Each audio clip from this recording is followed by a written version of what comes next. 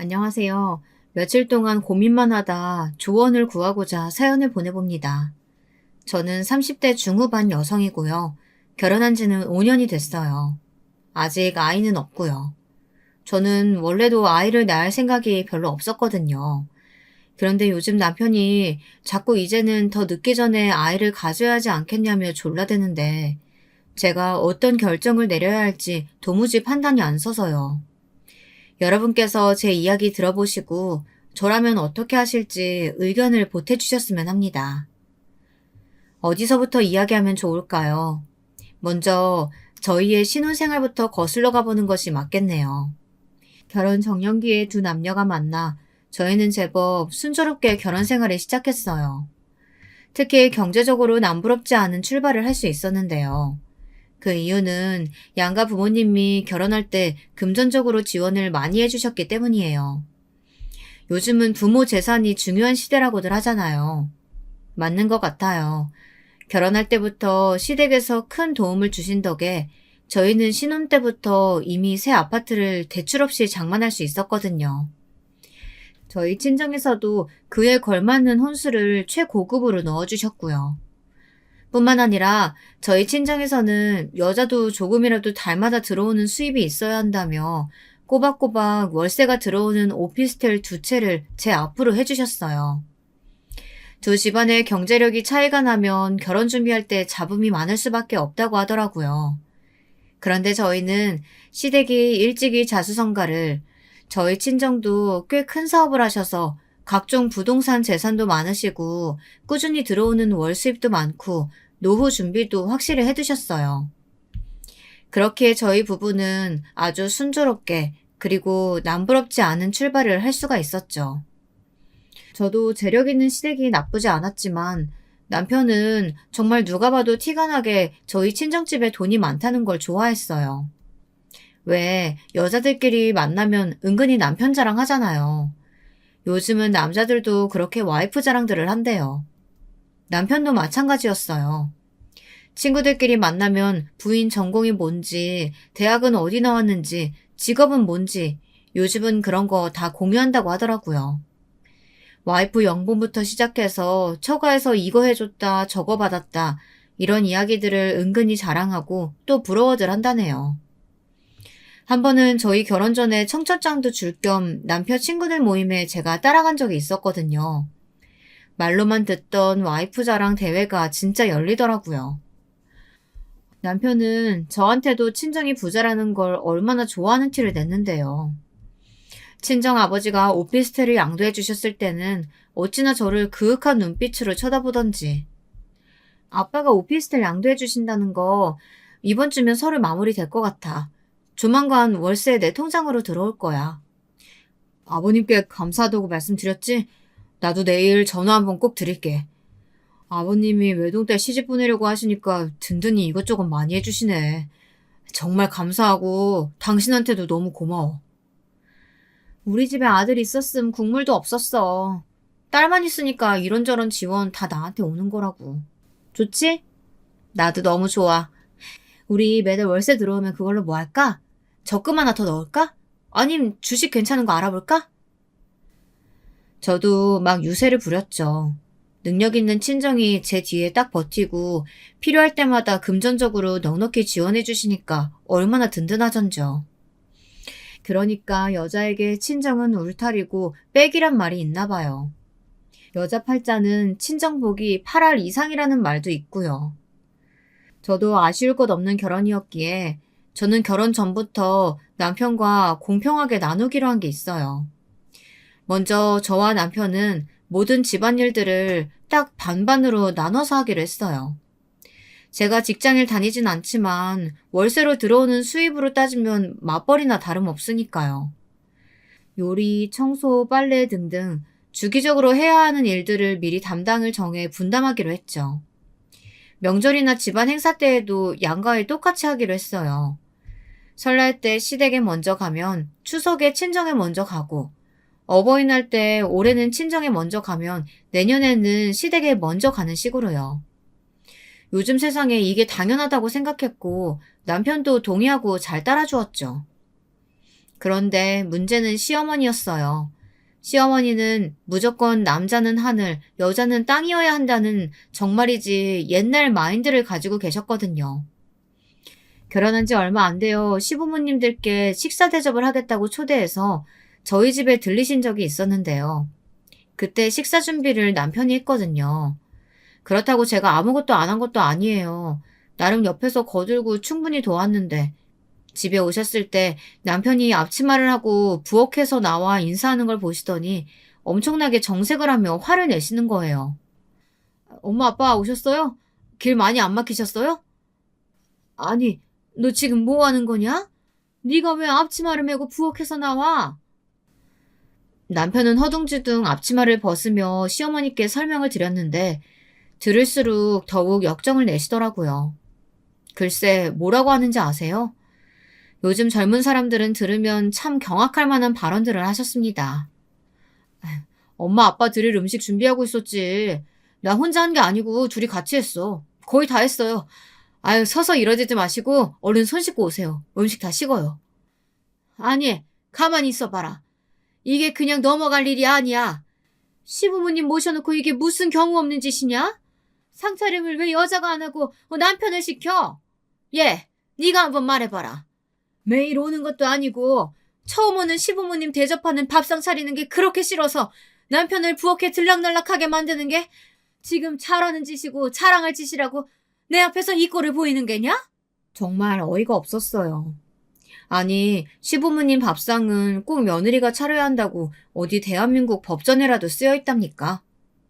황당했지만 나름 또박또박 이유를 설명해 드렸죠. 그게 아니고요, 어머님. 저희 친정부모님이 오실 때는 제가 나서서 음식 차려요. 오늘은 어머님, 아버님 식사 이이가 직접 손수 차리고 싶다고 해서 그러자고 한 거예요. 그리고 어머님, 요즘 세상에 무조건 여자만 부엌에 들어가야 한다는 법이 어디 있어요? 아무래도 부모님들 초대해서 식사 준비할 때는 평소 상차림보다 훨씬 신경 많이 쓰게 되니까 그게 혼자 하기엔 영 힘들기도 하고 그래서 둘이 같이 해야죠. 게다가 양가 부모님들이 좋아하시는 음식들도 다르시고 간을 어떻게 하는 걸 좋아하시는지는 각자가 더 잘 알지 않겠어요? 이게 다 어머님, 아버님 정성껏 음식 만들어 대접해 드리려다 보니 둘이 역할을 나눠서 준비했다고 그렇게 예쁘게 봐주시면 안 될까요, 어머니? 내 살다 살다 별꼴을 다 보겠구나. 아무리 세상이 변하고 요즘 젊은 사람들이 어떻게 생각하는지는 모르겠지만 나한테 있어서는 절대 있어서는 안 되는 일이야.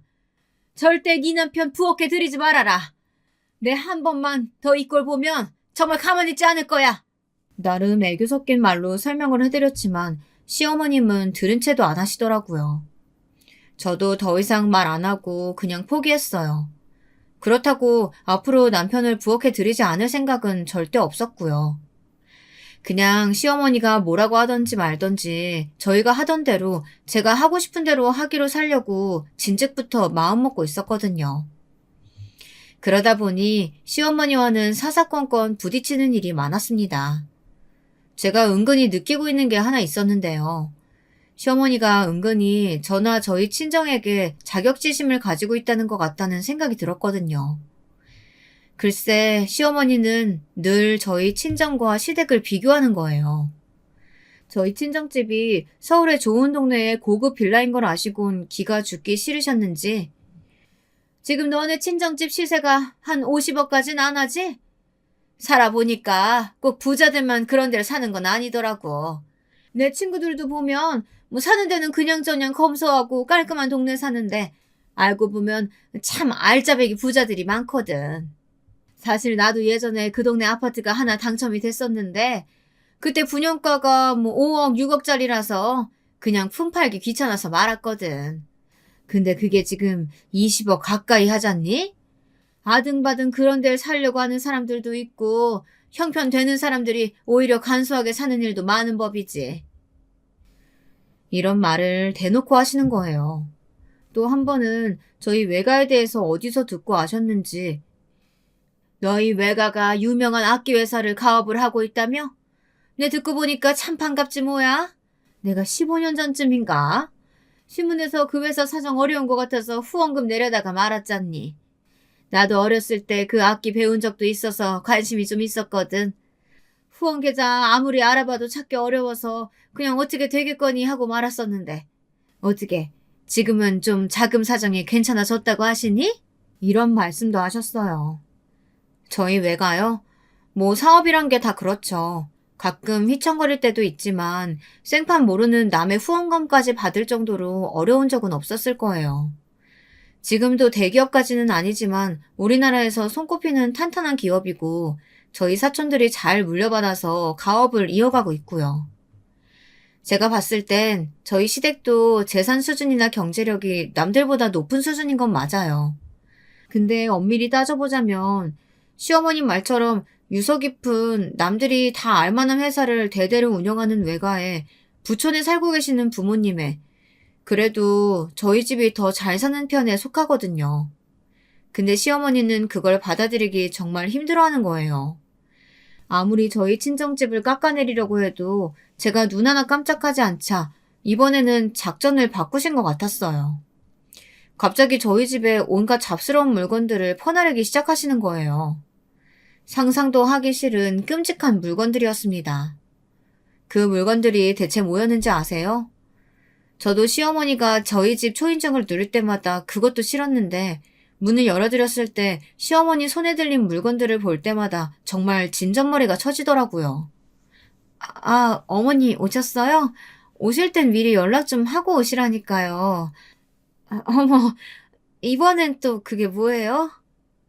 응, 이건 이 형님이 애기 낳았을 적에 쓰던 천기적인데 너 나중에 애기 낳으면 쓸 일 있을까봐 가져왔어. 네? 천기적이요? 요즘 세상에 누가 그런 걸 써요, 어머니. 다 일회용 기저귀 쓰죠. 게다가 남이 오줌 싸고 똥 쌀 때 쓰던 걸 저더러 쓰라고요? 아니, 다 떠나서 어머님, 저 아직 임신도 안 했거든요? 당분간 계획도 없고요. 도로 가져가세요. 제가 기함을 하며 천기저귀를 못 본 걸 본 취급을 하자 시어머니가 방방 뛰시더라고요. 예, 그 일회용 기저귀란 게 얼마나 환경 호르몬 덩어리인데 건강에 안 좋아.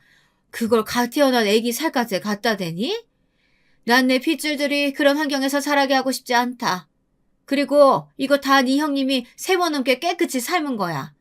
오늘도 내가 오기 전에 한 번 더 삶으라고 해서 그렇게 힘들게 준비해 둔 건데. 아니, 그리고 넌 여자가 한 집안에 시집을 왔으면 애를 낳아서 대를 이어야지. 무슨 애를 계획식이나 세워가지고 가지니? 당연히 가지는 거고 생기면 감사하게 남는 거지. 1년 안에 나는 우리 집안 핏줄 꼭 하나 더 태어나는 걸 봐야겠으니까 그리 알고 잘 챙겨둬라. 그날요. 남편이랑 연애하고 결혼하면서 그렇게 대판 싸운 건 그날이 처음이었어요. 싸웠다기보단 제가 일방적으로 퍼부은 꼴이지만요. 어머니 정말 왜 그러셔? 이거 봐. 어머니가 오늘 우리 집에 뭘 가지고 오셨는지 알아? 이게 뭔데? 천기저귀야, 천기저귀. 형님이 쓰시던 걸 나보고 물려쓰래. 이게 말이 된다고 생각해? 엄마도 참, 뭐 이런 걸 무겁게 들고 오셨대. 그냥 둬. 내가 내일 나가면서 버릴게. 그뿐인 줄 알아? 엊그저께는 나보고 시이모님 돌아가셨는데 그 집에서 쓰던 쇼파 가져갈 생각 없냐고 전화도 하셨었어. 그래? 가져오려고? 내가 미쳤어? 남이 쓰던 걸, 아니 친척이라고 해도 돌아가신 분이 쓰시던 걸 내가 왜 가지고 와? 내 말은 어머님이 나한테 자꾸 어디 적서너에도 욕먹을 만한 물건들을 자꾸만 갖다 주신다는 거야.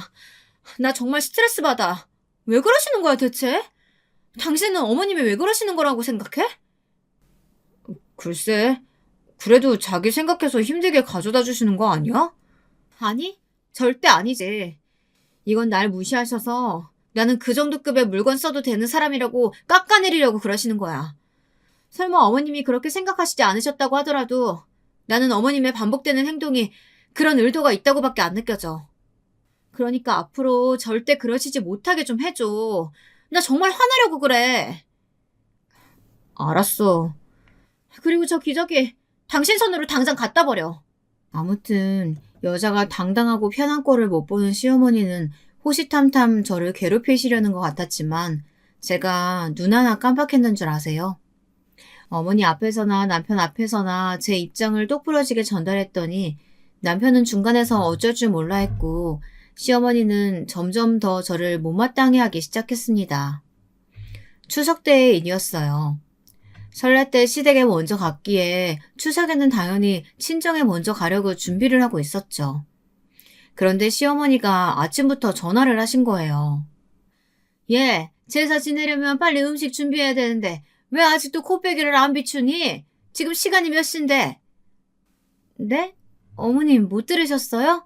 저희 이번 명절에는 친정부터 가기로 했어요. 뭐? 그게 무슨 소리야? 넌 출가 외인이고 이제 우리 집안 사람이야. 명절 때 친정 문턱도 못 밟던 시대가 있었다. 근데 어딜 먼저 간다고? 그게 지금 말이 되는 소리냐? 왜 말이 안 돼요? 저도 명절 때면 저희 엄마 아빠 보고 싶어요, 어머님. 저번에는 늦게 가니까 저희 이모, 고모, 사촌들까지 다 갖고 없어서 아쉽더라고요. 어머, 벌써 시간이 이렇게 됐네요. 저희 더 늦으면 차 막혀서 안 돼요. 그럼 어머님, 이만 끊을게요. 후다닥 전화를 끊어버렸더니 아주 받을 때까지 전화를 하시더라고요. 남편에게 계속 휴대전화를 주워버리고 제가 직접 운전을 해 친정으로 향했습니다. 보조석에 앉은 남편은 안절부절하더라고요. 아, 어쩌지. 엄마가 계속 전화를 하네. 그러게, 명절 때 번갈아 가기로 했다고 왜 말씀 안 드렸어? 분명 이렇게 난리를 치실 게 뻔해서. 아무튼 난 몰라. 자기가 알아서 해. 모레 갈 때도 이렇게 화내시면 어떡해. 나 너무 무서워. 계속 이러시면 나 그냥 안 갈래. 그렇게 추석 때는 저희 친정에 가서 3박 4일을 실컷 놀다 오고 시댁에는 코빼기도 안 비쳤어요. 그랬더니 시어머니는 바짝 약이 오르신 것 같더라고요. 그러고 한 2주가 지났나요? 시어머니가 아주 급한 일이 생긴 것처럼 시댁으로 오라고 호출을 하셔서 얼른 가봤죠. 근데 어떤 일이 있었는지 아세요? 제 입으로는 도저히 창피해서 친구들에게는 말도 못할 것들인데요. 아무래도 초장의 며느리 길을 잡아야겠다는 생각이 드셨는지 김장때도 아닌데 김치거리를 어디서 한 무더기를 사오셨더라고요. 그뿐인 줄 아세요? 집은 죄 엉망으로 만들어 놓고 빨랫감으로 덥지도 않은 이불을 산더미같이 쌓아놓으셨고요. 그 이유가 다 뭐겠어요. 유치하게도 그걸 다 저에게 일을 시켜서 제 기를 죽이려는 거 아니겠어요? 어머, 어머님, 이게 다 뭐예요? 내가 오늘 하루 날 잡아서 김치도 좀 담그고 집안 대청소하려고 준비를 하고 있는데 늙어서 그런 건지 준비를 하는 것만으로도 몸살이 걸렸지 뭐냐. 네 형님 혼자만 하기에는 좀 힘들 것 같아서 내가 너도 불렀다. 둘이 좀 같이 하거라. 어머, 형님도 부르셨어요? 근데 이걸 다요? 저는 힘들어서 못할 것 같은데. 아니 그럼 누가 해? 아픈 애가 끙끙거리면서 이걸 다 해야겠냐? 그럼 몸 좀 회복하시고 다음 주에나 하시면 안 될까요? 하라면 할 것이지. 젊은 애가 뭔 토를 다는 게 그렇게 많니? 아무튼 나는 병원에를 좀 다녀야겠으니까 시킨 일들 다 마무리해 놓거라. 아, 김치는 조금씩 골고루 담아봐라. 너희 아버지가 요새 막 담근 깍두기를 좋아하셔. 저 물을 깍두기 담는 데만 쓰지 말고 동치미도 좀 담궈 놓고. 그럼 나 간다. 그렇게 꽁무니를 빼버리시는 거예요. 이윽고 형님이 도착했는데 형님은 그동안 시집살이를 얼마나 당하셨는지 놀라지도 않더라고요. 아휴, 이게 다 뭐야. 며느리 휘어잡기 또 시작하셨어. 고무장갑 어딨어? 얼른 해치우자. 어머님 고집 있으셔서 그냥 해달라고 해주는 게 몸도 마음도 편해지는 길이야. 형님, 저는 정말 힘들어서 못해요. 그러지 마시고 제가 좋은 방법이 하나 있어요. 여러분이라면 이 상황에서 어떻게 할 것 같으세요? 저는요, 당장 집에 전화를 걸었어요. 아주머니 안녕하세요. 저예요. 저 혹시 주위에 오늘 하루만 집안일 해주실 분 소개해 주실 수 있을까요? 일당은 두둑하게 쳐드릴게요. 한두 분? 아니, 세 분이 오셔도 좋을 것 같아요. 오래전부터 저희 집안 일을 봐주시던 도우미 이모에게 전화를 걸어 몇 분만 당일치기로 일할 분을 소개해달라고 했죠. 그랬더니 30분도 안 돼요. 솜씨 좋은 분들을 3분이나 보내주셨더라고요. 그 덕에 저랑 형님은 커피나 마시면서 수다를 실컷 떨고 있었어요. 그 사이 그 산더미 같은 일들도 금방 끝나더라고요.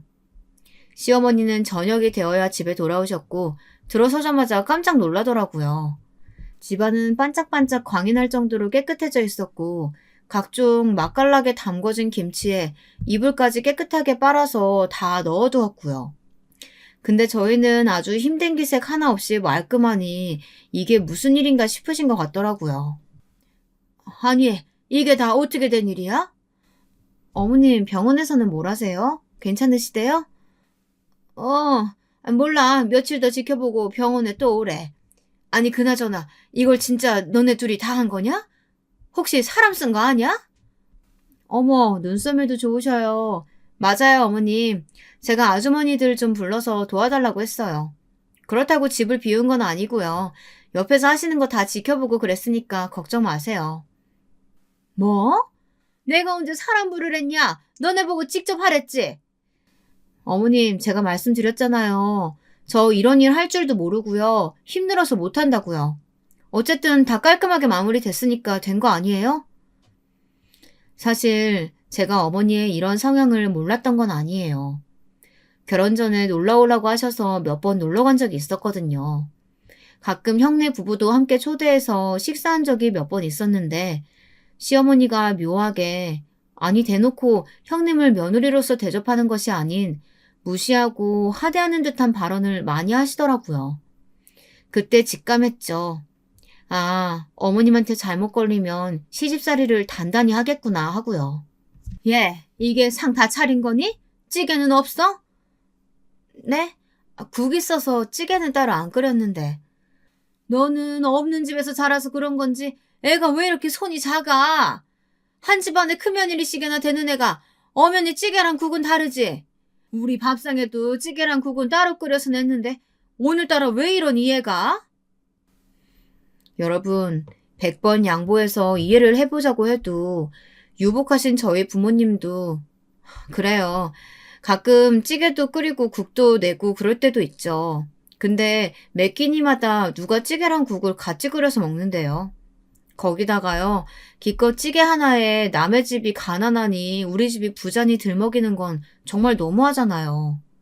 근데 그뿐만이 아니었어요. 어머님은 형님을 머리끝부터 발끝까지 구박하고 또 무시하는 그 이유는 오로지 단 하나, 형님의 집안이 시댁보다 가난하다는 것이었어요. 시어머니는 은근히 저에게 형님 뒷담화를 많이 하시는 거 있죠. 글쎄 너희 형님은 내가 처음에 결혼을 반대 좀 했어. 집안이 워낙 차이가 많이 나서 말이야. 그래도 큰며느리는 좀 가풍 있는 집안에서 자란 그런 우아한 며느리 얻고 싶었는데 그 계획이 네 형님 때문에 다 물거품 돼버렸지 뭐니. 아휴 내 팔자야. 그래서일까요? 형님은 그래도 자신보다는 당당하게 시어머니에게 할 말 다 하는 저를 부러워하기도 했고 저에게 늘 지고 많은 시어머니를 고소해하기도 했죠. 나는 어머님이 말을 저렇게 하셔도 결혼할 때 집도 해주시고 애들 학원비며 이것저것 금전적으로 도와주시는 게 많으니까 뭐 찍소리도 못하지 뭐. 그리고 아버님 회사도 언젠가 애들 아빠가 물려받아야 될 텐데 아버님 성격에 수틀리면 국물도 없는 거 알지? 그러니 어쩌겠어. 내가 설설 기는 수밖에. 그런데 동서는 가끔 보면 참 당당하게 할 말 다 해서 가끔 내 속이 다 시원하다니까. 어머님 당황해하시는 모습 보면 대리만족이랄까. 뭐 그런 게 느껴지기도 하고.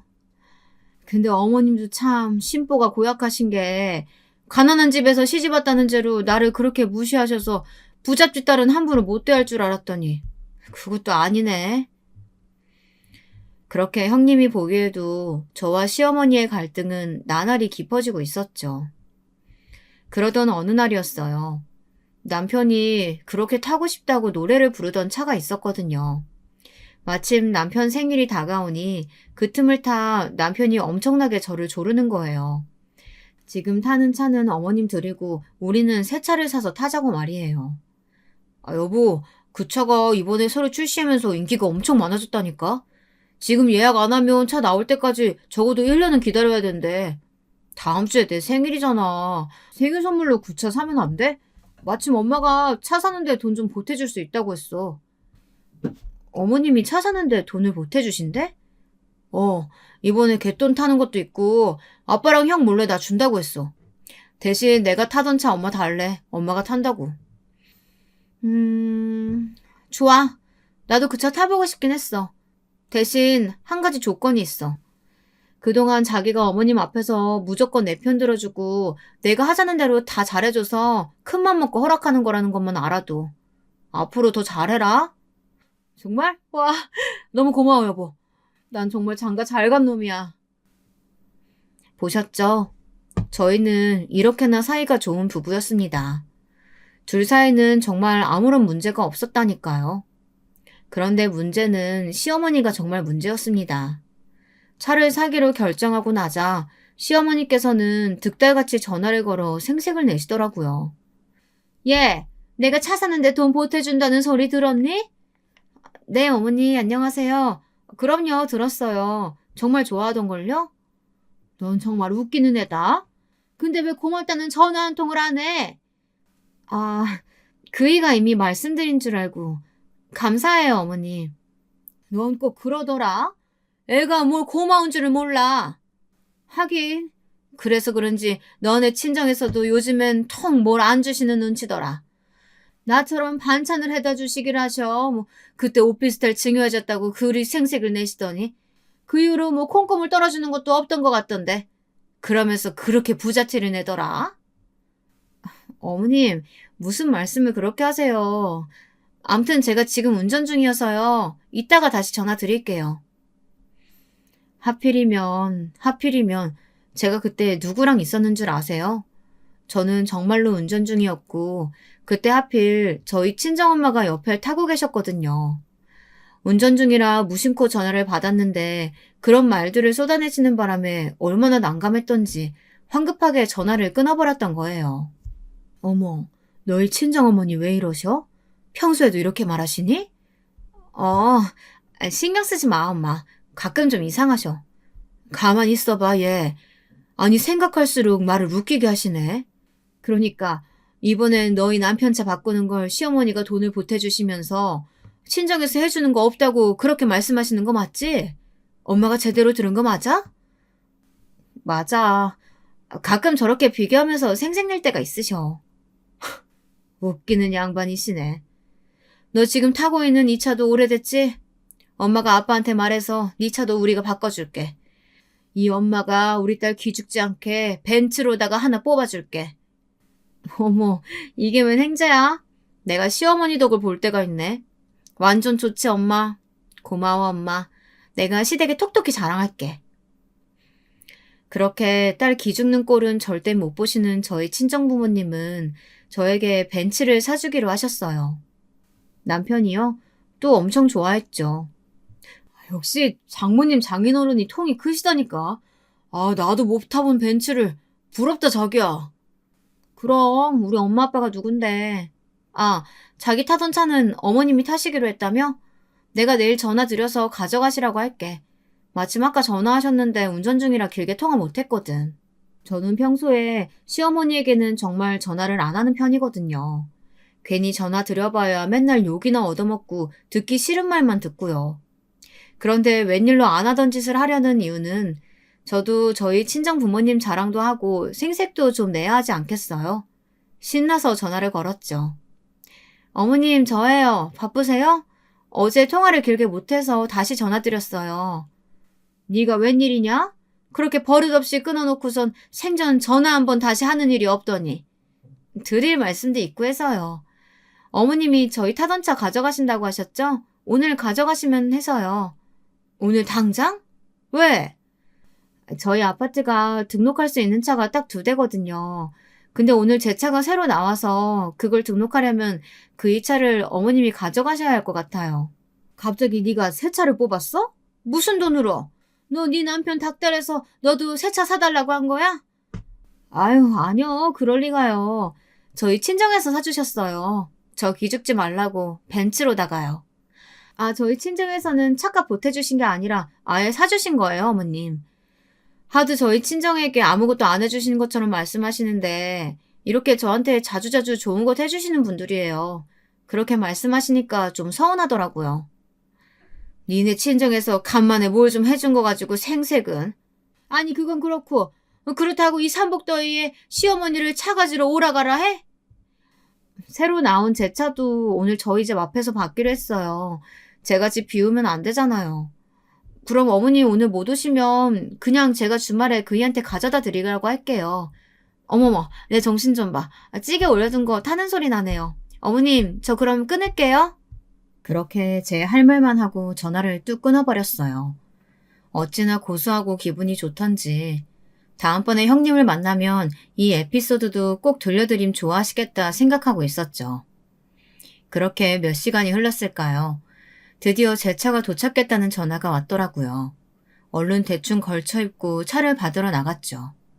그런데 아파트 공동 현관에 나가려는 순간 벼랑간 시어머니가 나타나신 거예요. 예, 너 마침 잘 만났다. 내가 도저히 참을 수가 없어서 너네 집으로 직접 가는 길이었어. 근데 너 어디 가니? 아, 어머니, 제 차가 지금 막 도착했다고 해서 받으러 가는 길이었어요. 아, 그래? 마침 잘 됐다. 네 주제에 무슨 벤츠야? 여자가 남자보다 좋은 차 탄다는 게 말이 되니? 아범이 준다는 헌차 앞으로 네가 타라. 벤츠는 내가 가져가서 타야겠다. 내 차랑 바꿔. 시어머니는 마침 도착한 차 앞으로 달려가서 강제로 차 문을 확 여는 게 아니겠어요? 그런데 그 순간 시어머니는 기야말 광경에 그 자리에서 개거품을 물고 쓰러지고 말았습니다.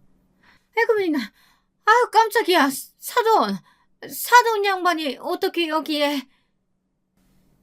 그 차에는 저희 친정 아버지가 타고 계셨던 겁니다. 아버지 딴에는 차가 제대로 잘 나왔는지 한번 같이 살펴보기도 하고 싶었고 엄마한테 시어머니 전화통화를 들었던 이야기를 듣기도 해서 제가 어떻게 지내고 있나 겸사겸사 와보셨던 거라고 해요. 근데 그런 꼴을 보게 되었다니. 게다가 아버지는 시어머니가 저에게 하는 말을 다 듣고 화가 단단히 나셨더라고요. 안녕하세요, 사부인. 뜻밖의 계기로 이렇게 오랜만에 뵙습니다. 그간 잘 지내셨죠? 아이고, 제가 집에서 막 달려나와서 차림이 말이 아닌데. 예, 잘 지냈습니다. 사돈께서도 별일 없으셨죠? 별일이 없었는데 앞으로 별일이 생길 수도 있다는 생각이 듭니다. 자, 여기서 이러지 마시고 올라가셔서 차라도 한잔 하시죠. 아빠는 의미심장한 말을 남기며 집으로 향했습니다. 제가 간단한 과일과 차를 내오자 아버지는 입을 여섰습니다. 시어머니요, 완전히 가시벙석에 앉은 모양이셨죠. 제가 아까 본의 아니게 사부인께서 하시는 말씀 다 들었습니다만 제가 사부인을 자주 뵌 것은 아니지만 그래도 교양도 있으시고 기품도 있으신 것 같아 참 좋게 봤었어요. 오늘 제가 갑작스럽게 보게 된 모습은 정말 당황스럽네요. 참 속이 상하더군요. 원래 이렇게 저희 딸한테 막무가내로 대하셨습니까? 아버지가 점잖게 조목조목 따지기 시작하니 시어머니 얼굴빛이 빠르게 변하더라고요. 아니, 뭘 어떻게 들으셨는지는 모르겠지만 오해입니다. 따님을 어찌나 똑부러지게 키우셨는지. 얘가 제 말에 눈 하나 깜짝하는 애도 아니에요. 아까는 전화로 버릇없이 자기 할 말만 하고 끊길래 흥분해서 달려오는 바람에. 아무리 흥분을 하셨어도 경우는 지키셔야죠. 원래 윗사람이라는 게 아랫사람이 경거망동한다고 해서 똑같이 행동하면 격이 떨어지는 법입니다. 사회적 지위도 있으시고 아들 며느리 손자까지 주위에 보는 눈도 많은데 사랑스러운 막내 며느리를 그렇게 대하셔야 되겠습니까? 시어머니는 도저히 안 되겠다 싶었는지 적반하장으로 나오기 시작했습니다. 사랑스러운 막내 며느리요? 얘가 얼마나 부잣집 친정 믿고 남편을 우습게 보고 시댁을 만만히 여기는 줄 아세요? 참 웃기지도 않아요. 맨날 친정에서 이거 해줬다 저거 해줬다 자랑만 하는데 원래 친정에서 그 정도는 시댁에서 우리 딸 좀 잘 봐주십사 하는 마음으로 그렇게 다 해주는 거 아닌가요? 딸 가진 죄인이라는 말도 있잖아요. 시어머니의 경악스러운 태도와 말에 아버지는 정말로 화가 단단히 난 것 같았습니다. 평소 무슨 일이 있어도 평정심을 잃지 않으셨고 엄마나 저한테도 큰 소리 한 번 낸 적 없으셨는데 아버지는 다소 격앙된 목소리로 말을 이어나가기 시작하셨어요. 지금 딸 가진 죄인이라고 하셨습니까? 이거 참 유감입니다. 저는 저희 딸을 죄인으로서 취급하는 것이 아니라 귀인으로 대하는 것과 사돈을 맺고 싶었는데 말이죠. 그간 제가 딸을 독립시키고도 지원을 아끼지 않았던 것은 저희 딸이 복덩이여서지 무슨 딸로 태어난 죗값을 치르기 위해서가 아니었단 말입니다. 그렇게 말씀하시니 저도 사람인지라 참 서운한 마음이 듭니다. 현재까지 박서방에게 지원하고 있던 모든 것 중단하고 또 앞으로 증여하기로 마음먹었던 것들도 다 없던 일로 하겠습니다. 방금 저희 집안에게 아주 큰 실수하셨다는 것만 알아두셨으면 좋겠네요. 이제 나눌 대화 다 나눈 것 같으니까 댁으로 가시죠. 저는 제 딸에게 사부인이 또 무슨 막말을 할지 모르니 사부인이 먼저 가시는 것을 제 눈으로 봐야 안심하고 돌아갈 것 같습니다. 어서 가시죠. 그렇게 시어머니는 쫓겨나듯이 저희 집에서 나갔고 그제서야 아빠도 집으로 가셨습니다. 아빠에게 잘 사는 모습만 보여도 모자랄 판에 이런 모습을 보였다는 것이 너무도 속상했습니다. 눈물이 다 나더군요. 그렇게 화도 냈다가 울기도 했다가 하면서 마음을 추스리고 있는데 남편이 놀란 얼굴로 헐레벌떡 집으로 뛰어들어오는 게 아니겠어요? 퇴근할 시간도 아닌데 말이에요. 여보 괜찮아? 이게 무슨 일이야? 울었어? 당신이 이 시간에 웬일이야? 조퇴한 거야?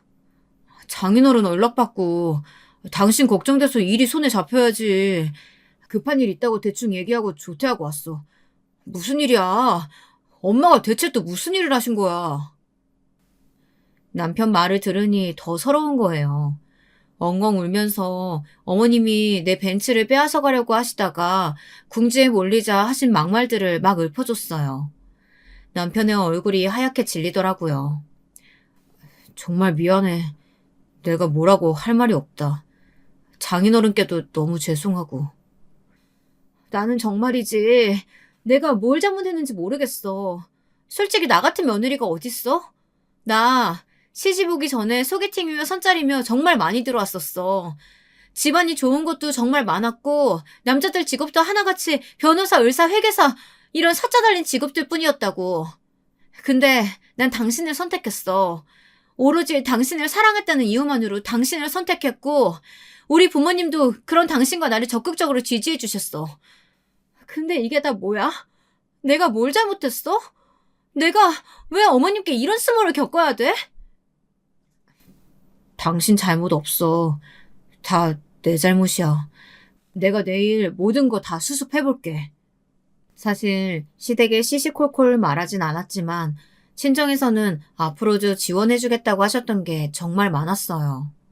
조만간 절차가 마무리되는 대로 현금 10억 원을 상속해 주시기로 했었죠. 그 다음 순서로 소형 상가도 하나 증여해 주시기로 했었는데 아버지는 그걸 다 취소해 버리셨어요.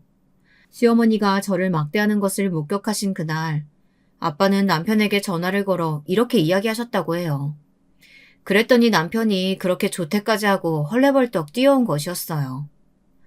내가 자네에게 한 번에 상속해주지 않았던 이유는 우리나라 상속법이 워낙 까다롭고 세금이 어마어마하기도 한 이유도 컸었지만 어쨌든 젊은 사람들에게 한꺼번에 모든 걸 다 쉽게 주기보단 차근차근 자리 잡아나가는 걸 보고 싶기도 해서였네.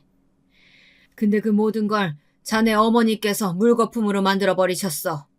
내가 그동안 자네 만나서 한 얘기들이나 내 딸에게 전해들은 이야기 통해서 앞으로 현금으로 때마다 10억씩 그리고 준비되는 대로 소형 상가들도 차례로 증여해주기로 했던 거 짐작하고 있었겠지? 그것들을 다 없던 일로 하겠네. 자네 어머님 말도 일리가 있어. 이게 다 내가 덕이 부족해서 벌어진 일이라는 생각이 들어.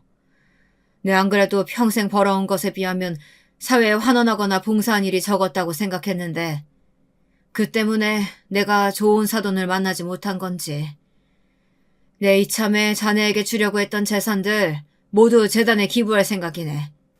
좋은 일에 쓰는 거니 너무 섭섭해하지 말게. 여러분은 결혼을 하셨는데 상대방 집안에서 10년 주기로 몇 억씩 혹은 소형 상가며 오페스탈이며 차근차근 증여를 해준다고 하면 어떤 기분이 드시겠어요? 그게 눈앞에 있었는데 한순간의 꿈처럼 사라져 버린다면요. 저희 남편이 딱 그 꼴이었어요. 남편은 너무도 아쉽고 속이 쓰린 나머지 밤에 잠도 잘 못 자더라고요. 그러더니 급기야 시어머니에게 달려가서 마구 따지기라도 한 모양이더라고요. 엄마, 대체 왜 그래? 엄마가 한 엄청난 일 때문에 아버님이 얼마나 단단히 화나셨는지 알아? 이런 배알도 없는 놈? 아무리 마누라가 좋고 예쁘다고 해도 엄마한테 이러는 건 아니지? 엄마도 그날 얼마나 험한 꼴 당하고 왔는지 알아? 글쎄, 쓸데없는 얘기 다 필요 없고 엄마 아들이 지금 엄마 때문에 얼마나 큰 손해를 받는지 알기나 하냐고. 아버님이 당장 10억 원 증여해 주신다고 했는데 다 취소해버리셨어. 그뿐인 줄 알아? 소형 상가도 하나 해주시기로 했었다고. 아버님 재산이 얼마나 많은데 그 집 아들도 없어서 가만히 있으면 10년에 한 번꼴로 그 큰 재산이 탁탁 들어오게 되어 있는 건데 황금알을 낳는 거위의 배를 갈라도 유분수지. 엄마가 지금 얼마나 엄청난 일을 했는지 아냐고. 생각보다 어마무시한 저희 친정의 재력과 그게 다 자기 아들 앞으로 돌아올 수순만 남았던 상황이라는 말을 듣고 시어머니는 따지고 들기 시작했습니다. 네가 통 말을 안 하는데 그걸 내가 어떻게 다 아냐. 그리고 뭐 그렇다고 해서 내가 이 나이에 며느리가 나 그렇게 무시하는데 참고 살아야 된다는 거냐? 니네 시아버지도 참 그릇이 작다. 남자가 돼가지고 한 입으로 두 말 하는 것도 아니고 준다고 했다가 뺏는다고 했다가 병복하는 게 누굴 약 올리는 거냐? 그럼 그 큰 돈 자식 물려주지. 자식 안 물려주고 다 어디다 쓴다는 거야? 기부한대, 기부. 엄마 같은 사도 만난 것도 다 자기가 덕이 부족해서 그런 것 같다고 이참에 아시는 재단에 다 기부해버릴 거라고 하시더라. 벌써 1억은 미리 납부하셨어. 이거 봐. 기부증서 보여? 내가 이거 엄마 보여주려고 이렇게 가지고 왔어. 시어머니요. 정말 욕심도 많으시지. 세상에 그 기부증서를 보자마자 대성통곡을 하시더래요. 세상에, 진짜로 이 아까운 돈을 다 기부했단 말이야? 아이고 내 돈, 아이고 내 돈. 참나, 정말 웃기지도 않죠. 설사 그 돈이 별탈 없이 온전히 아들 앞으로 증여가 됐다고 해도 그게 왜 자기 돈이라고 땅을 치며 후회하는 건지요. 돈 많은 며느리의 돈은 돈대로 쏙 빨아먹고 싶고 종처럼 하대하고 부려먹고 싶은 심보는 정말 못된 거 아닌가요? 남편도 그런 시어머니의 태도에 기가 막힌 것 같았습니다. 난 몰라. 엄마가 저지른 짓이니까 엄마가 수습해. 나는 장인어른이 주신다는 돈 꼭 물려받고 싶어. 그러니까 엄마가 장인어른한테 가서 사과를 하던 빌던 모든 걸 없었던 일로 하게 해줘. 남편은 그 후로 정말로 어머님이 전화를 해도 받지 않고 시댁의 발길을 뚝 끊어버렸습니다. 그러자 시어머니가 결국엔 저를 찾아오시기 시작했습니다. 저는 정말 시어머니를 다신 보고 싶지 않았어요. 한참을 초인종을 누르시고 문을 두드려도 열어드리지 않았죠. 그렇게 한 달쯤 됐을까. 그날도 어김없이 집 앞에 찾아오셨는데 그날은 고민이 되더라고요. 문을 열어드릴까 말까 고민하다가 뭐라고 하실지 드러나 보자는 생각에 문을 열어드렸어요. 어머님은 오늘도 맥없이 돌아가야 하나 싶었는데 뜻밖의 수학에 반색을 하면서 들어오셨죠. 이전과는 확연히 달라진 태도였어요. 문 열어줘서 고맙구나. 내가 이렇게 여러 날 너네 집 문을 두드린 건 사과하려고 온 거야. 정말로 미안하다. 사돈어른께서 그렇게 깊은 뜻이 있는 줄도 모르고 내가 정말 경솔했다. 일단 들어오세요, 어머니. 앉아서 대화 나눠요. 그래, 고맙다. 고마워. 오랜만에 본 시어머니는 그간 마음고생을 좀 하셔서 그런지 꽤 수척해진 모습이었어요. 알고 보니까 시아버지도 이 사실을 모두 알고 어머님에게 아들 며느리 이혼하면 당신도 이혼당할 줄 알라고 아주 난리를 치신 모양이더라고요. 저는 시어머니에게 제 생각을 차분하게 말씀드렸어요. 어머니, 저는 어머님이 바라시는 남편과 시댁을 하늘로 생각하고 섬기는 그런 며느리는 못 될 것 같아요. 보셔서 아시겠지만 저희 집 분위기부터가 아버지가 절대 엄마나 저를 함부로 대하지 않으셨어요. 저는요, 어렸을 때부터 힘든 집안일은 엄마를 시키기보단 아버지가 직접 나서서 하시는 걸 더 많이 보고 자랐고요. 저희 할머니, 할아버지도 엄마를 귀하게 대접해 주시기만 하셨지, 막 시집살이 시킨다거나 하는 일도 절대 없으셨어요. 만약 그런 일이 있으셨다면 지금 그이가 그러하듯이 저희 아버지도 가만히 있지 않으셨을 거예요. 제가 할 도리를 다 하지 않겠다는 게 아니에요. 저는 앞으로도 제가 그이의 아내로서 또 며느리로서 해야 하는 일들은 다 할 거예요. 그치만 죄인처럼 노예처럼 어머님이 어떤 말을 하시던 감내하는 일은 없을 거예요. 그래야지. 당연히 그래야지. 네 말이 다 맞다. 네 말이 다 맞는 말이야. 그럼 지금껏 내가 한 모든 일들 다 용서해 주는 거냐? 용서하고 말고 할 게 뭐가 있겠어요. 저에게는 앞으로 안 그러시면 되죠. 그런데 하나, 저희 부모님께는 꼭 사과해 주셨으면 좋겠어요. 알겠다. 알겠어. 그렇게 시어머니는 울면서 집에 돌아갔고 며칠을 망설이는 것 같더라고요. 고민이 되셨겠죠. 평생을 남자는 하늘, 여자는 땅이라는 생각을 가지고 살아오신 분이 사돈에게 고개를 숙여야 한다는 것이 얼마나 자존심이 상하셨겠어요. 그러더니 작심하고 저희 친정 부모님께 찾아가서 사과를 했다고 합니다. 제가 못난 마음 먹고 복덩이 같은 며느리 몰라보고 이렇게 큰 잘못을 했습니다. 귀한 자식 믿고 보내주셨는데 험한 꼴 보시게 해서 정말 죄송합니다. 앞으로는 이런 일 없게 딸처럼 귀하게 대하면서 살아보려고 합니다. 부디 노여움 푸시고 저희 아들에게도 말을 꼭 좀 전달해 주세요. 그렇게 시어머니의 사과를 끝으로 불거졌던 갈등은 어느 정도 수습이 되었습니다. 제가 이번에 깨달은 게 하나 있어요. 친정 유산이 워낙 많다 보니 언제든 이혼해도 잘 살 수 있다는 생각에 시댁 식구들에게 거리낄 게 없이 당당하게 사라지더라고요. 그렇다고 친정이 가난하다고 주눅들거나 당당하지 못하게 살아야 한다는 말은 아니에요. 어쨌거나 다들 누울 자리 보고 다리를 뻗으라고 약한 사람만 골라 못되게 갑질하는 사람들에게는 그 배로다가 강하게 나가면 절대 함부로 대하지 못한다는 이야기를 하고 싶은 거예요. 그게 다 인품과 인격으로 드러나는 거 아니겠어요? 어른으로서 먼저 베풀고 보듬고 잘 대해줘야 아랫사람들도 우러러보고 따르는 법이죠. 지금도 보면요. 저희 남편은 시어머니와 시아버지에게보단 저희 엄마 아빠에게 더 잘해요. 누군 그러대요. 다 친정 돈 바라보고 그런 거 아니냐고요. 아무렴 어때요? 어쨌거나 길지도 않은 인생 앞으로 잘해드리면 그만이죠. 이렇게 마음이 편해지고 보니 제 얼굴도 참 좋아졌나 봐요. 동기 모임 나가면 친구들이 그러대요. 동창들 중에 보면 얘 팔자가 제일 좋은 것 같아. 우리 학교 다닐 때 보면 공부 잘하는 애 예쁜 애 얼마나 많았니? 근데 지금 보면 봐봐라. 결국 집안 좋은 애가 제일 잘 살잖아.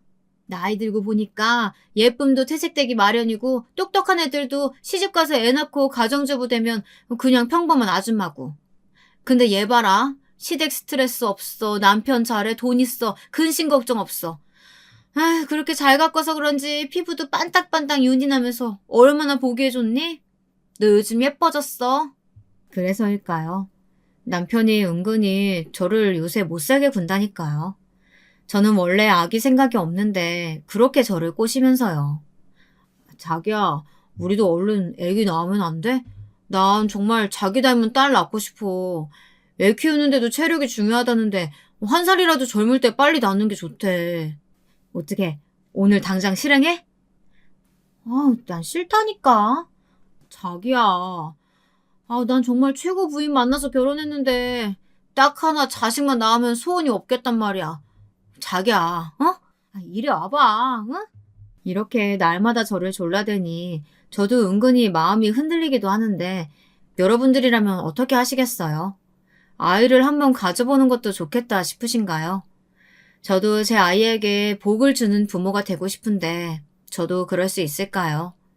여러분의 판단을 한번 기다려 보겠습니다. 제 긴 이야기는 여기까지입니다. 소중한 시간 내어 들어주셔서 감사합니다.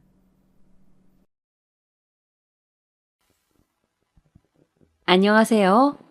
저는 지방에 살고 있는 60대 여자입니다.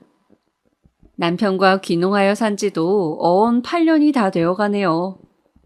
시골에 있으니 해가 빨리 떨어져 저녁이면 밥 먹고 유튜브 사연을 보면서 울고 웃고 하는 게 소소한 재미가 있더라고요. 그러던 중 얼마 전 저에게도 특별한 일이 일어나서 많은 분들께 들려드리고 싶어 사연을 보내게 되었습니다. 거의 40여 년 전으로 거슬러 올라가야 하니 조금 긴 이야기가 될 수도 있겠네요. 그럼 시작하겠습니다. 평범한 외모에 수더분한 성격을 가진 남편과는 선을 봐서 결혼하게 됐습니다. 아는 지인분이 부자는 아니지만 정말 착하고 성실한 남자가 있다며 한번 만나보라고 해서 만났던 게 바로 지금의 남편이었습니다. 남편은 20대 초반에 부모님이 모두 돌아가셔서 나이 차이 많은 어린 여동생을 아빠처럼 키워가며 열심히 살아온 사람이더라고요. 20대 시절부터 힘든 일도 마다하지 않고 성실하게 살아온 그 모습이 마음에 들었습니다. 저 역시 부모님을 일찍 여의어 친척 손에 컸는데 이런 남자라면 인생의 동반자로서 남은 인생을 서로 의지하며 함께 걸어봐도 되겠다는 생각이 들어서 결혼하게 되었습니다. 남편과 결혼하면서 저에게는 소중한 식구가 하나 더 생겼어요. 우리 신우이, 남편보다 11살이나 어린 귀여운 늦둥이였죠. 제가 남편과 결혼할 당시에만 해도 아가씨는 아직 풋풋한 중학생이었어요. 이 어린 것을 따로 떼어놓을 순 없어서 결혼 후에도 셋이서 함께 살았습니다. 아가씨랑 같이 살면서 불편하지 않았냐고요? 전혀요. 아가씨는 부모님을 일찍 여의어서 그런지 몰라도 나이에 비해서 어른스럽고 싹싹했습니다. 항상 저에게 언니 언니 하고 따르며 혹시 제가 힘들까 집안일 하나라도 더 도와주려 하고 항상 이쁨 받을 짓만 했습니다. 형제 자매가 없었던 저는 아가씨가 마치 친동생인 것처럼 느껴졌습니다.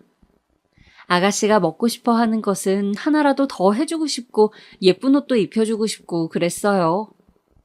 우리 형편에 많은 것을 해줄 순 없었지만 그래도 최대한 아가씨를 남부럽지 않게 키워서 좋은 집에 시집 보내고 싶었습니다. 남편과의 결혼 생활은 아가씨 덕분에 더 행복했던 것 같아요. 남편이 일 때문에 바빠서 아가씨랑 보내는 시간이 더 많았습니다. 둘이 장도 보러 다니고 투닥거리며 같이 요리도 만들고 남편이 출장을 가서 집에 안 들어오는 날에는 아가씨랑 나란히 누워 밤새도록 수다를 떨기도 했어요. 아가씨는 저에게 있어서 가장 친한 친구이자 동생이자 딸이었습니다. 이런 아가씨가 어느 날 그 예쁜 눈을 반짝이며 저에게 말하더군요. 언니, 우리 오빠랑 결혼해줘서 너무 고마워요. 언니가 내 새언니라서 정말 행복해요.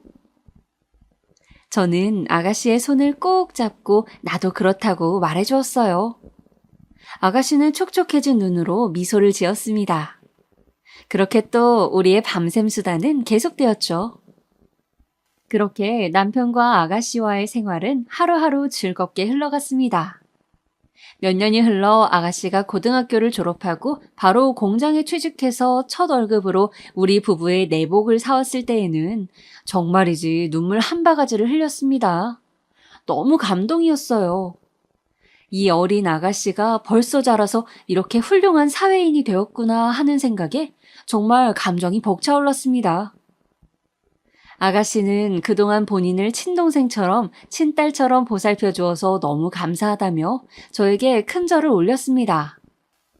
저는 아가씨를 꼭 안아주었고 남편은 흐뭇한 표정으로 제 등을 토닥여 주었어요. 며칠 뒤 아가씨는 이제 이번 달부터는 공장 기숙사에서 살기로 했다며 이제 스스로 독립해보겠다고 밝은 얼굴로 이야기했습니다. 저는 혹시 가서 부족한 거라도 있을까봐 이것저것 필요한 생필품을 챙겨주다 보니 짐이 한보따리가 되더군요. 남편과 같이 아가씨를 회사 기숙사에 데려다주고 오는 길에 그 허전한 마음은 이루 말할 수가 없었습니다. 아가씨가 가고 텅 빈 집에 돌아오니 쓸쓸한 마음이 들었습니다. 남편과 저는 텅 빈 집 소파에 앉아 한참 동안 서로 말이 없었습니다. 여보, 아가씨 말이야. 우리 없이도 혼자 잘할 수 있겠지? 그래, 걱정 마. 당신이 미선이 친동생처럼 잘 키웠잖아. 내가 정말 고마워, 여보. 당신 같은 여자는 정말 없을 거야. 제 손을 맞잡고 사랑스러운 눈길을 보내던 남편의 눈가가 이미 촉촉하게 젖어 있었습니다. 아가씨가 기숙사에 들어가게 되면서 남편과 처음으로 둘이 지내게 되었습니다. 남편과 결혼한 지 5년이 다 되어가지만 아이가 없었던 저는 아가씨가 나간 후 아이를 가져보려고 수많은 노력을 했습니다. 여기저기 병원도 다녀보고 유명하다는 점집도 다녀보고 했지만 안타깝게도 아이가 찾아오지 않았습니다. 주변에 아이를 한둘씩 낳고 예쁘게 키우는 사람들을 보면 너무 부러웠습니다. 임신을 시도한 지 몇 년이 지나자 자연스럽게 포기가 되더군요. 역시 안 되는 건 안 되나 보다. 내 인생에 자식복은 없나 보다 하고 생각했습니다. 그러던 중 오랜만에 아가씨한테서 연락이 왔습니다. 최근 몇 달간 일이 바빠졌다면서 연락이 뜸했었거든요. 아가씨는 중요하게 할 말이 있다며 주말에 집에 찾아오겠다고 했습니다. 저는 중요하게 할 말이 무엇인지는 생각도 못한 채 오랜만에 아가씨가 온다는 사실에 신나서 잡채며 갈비찜이며 아가씨가 좋아하는 음식 준비에 정신이 없었습니다. 남편도 들떠서는 여기저기 쓸고 닦고 집안 대청소를 하더라고요. 주말 점심때 약속한 시간에 맞춰서 아가씨가 집에 도착했습니다. 손에 커다란 과일 바구니를 들고요. 저는 반갑게 달려가서 아가씨의 손을 붙잡고 그동안 별일은 없었는지 물었습니다. 아가씨는 그 예쁜 눈으로 저를 한번 쳐다보더니 중요하게 할 얘기가 있다며 갑자기 누군가를 불렀습니다. 오빠 들어와 인사드려. 안녕하십니까? 처음 뵙겠습니다. 저는 미선이 남자친구입니다. 저는 놀란 표정으로 아가씨를 바라봤습니다. 아가씨는 거실로 가서 이야기를 하자고 하더군요. 저는 아가씨의 남자친구에게 집으로 들어오라고 한 뒤 거실에 다 같이 앉았습니다. 아가씨가 거실에 앉기 전 외투를 벗었는데 글쎄 그 조그마한 몸에 배가 불룩하게 나와 있는 거 아니겠어요? 아가씨가 앉아서 배를 쓰다듬으며 말했습니다. 남자친구 아이를 임신했다고요. 벌써 5개월이 됐답니다. 아가씨의 남자친구는 무릎을 꿇고 본인이 미선이를 책임지겠다며 결혼을 허락해달라고 부탁했습니다.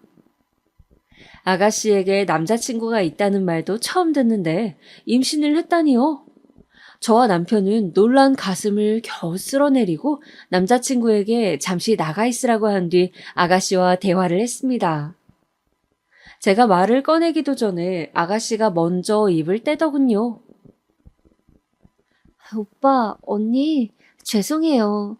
미리 말씀드렸어야 됐는데 무서워서 차마 말을 꺼낼 수 없었어요. 제 남편감은 언니가 꼭 골라주겠다고 약속도 하셨는데 이렇게 돼서 정말 죄송해요. 고개를 푹 숙이고 풀죽은 목소리로 얘기하는 아가씨를 보자 저는 이 어린 것이 그동안 얼마나 혼자 속으로 힘들었을까 하는 생각에 마음이 아팠습니다. 또 한편으로는 눈에 넣어도 아프지 않을 만큼 예쁜 아가씨를 이렇게 꽃다운 나이에 임신시켜 데려가겠다고 하는 저 남자친구가 얄미웠습니다. 아가씨만은 정말 제가 잘 알아봐서 좋은 남자로 고르고 골라 시집 보내고 싶었는데 아가씨는 남자친구가 정말 좋은 사람이라며 걱정 말라고 저와 남편을 설득했습니다.